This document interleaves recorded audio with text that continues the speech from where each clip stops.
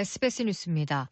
헝가리 부다페스트에서 일어난 유람선 침몰 사고의 실종자 수색 구조 작업이 이틀째 계속되고 있지만 좋지 않은 날씨와 불어난 강물로 어려움을 겪고 있습니다.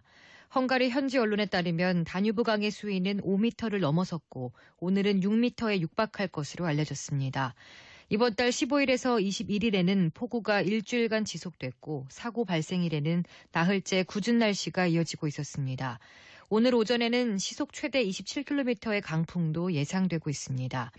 헝가리 M1 방송은 수상 크레인이 현장에 도착했으며 유람선 허블레아니가 침몰한 머르기트 다리 인근에는 부표도 설치되는 등 선박 인양 작업을 위한 준비가 이뤄지고 있다고 전했습니다. 현장에는 잠수부들의 모습도 보이고 있는데 현지 언론들은 잠수가 안전한지 확인하는 작업이 진행 중이라고 보도했습니다. 헝가리 당국은 세르비아와 협력해 하류 쪽에서도 실종자 수색 작업에 나섰습니다.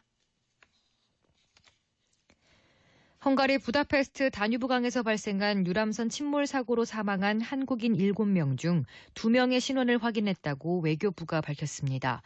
외교부 당국자는 나머지 사망자 신원 추가 확인을 위해 지문 감식반 파견을 추진 중이라고 말했습니다.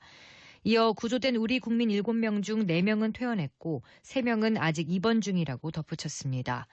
헝가리 당국은 사고 선박 인양을 준비하는 한편 다뉴브강 하류 30km 지점까지 수색 작업 범위를 넓히고 있습니다. 침몰한 유람선의 인양은 조만간 개시할 예정이지만 실제 인양까지는 며칠이 걸릴 것으로 전망됩니다.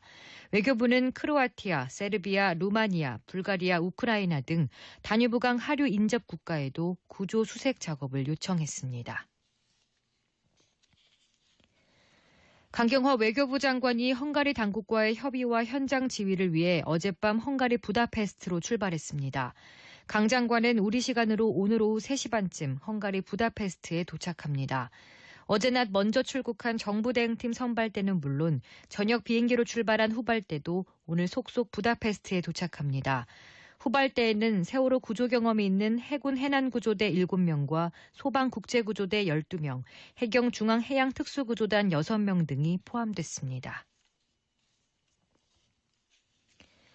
헝가리 다뉴브강 유람선 사고 승객 가족 10명은 오늘 새벽 1시 15분에 인천공항에서 비행기를 타고 현지로 출발했습니다.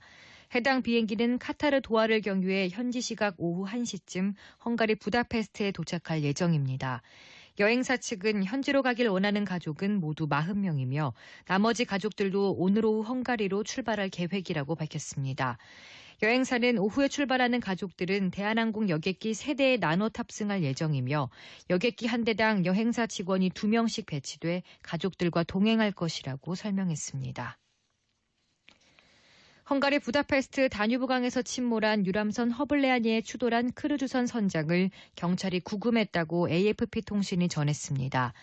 헝가리 경찰은 성명에서 우크라이나 출신인 이 선장은 용의자 신분으로 조사를 받았다며 조사 후에 이 선장은 구금됐고 체포영장을 신청했다고 밝혔습니다. 64세 유리 씨로 신원이 공개된 선장은 우크라이나 오데사에 거주하고 있다고 경찰은 전했습니다.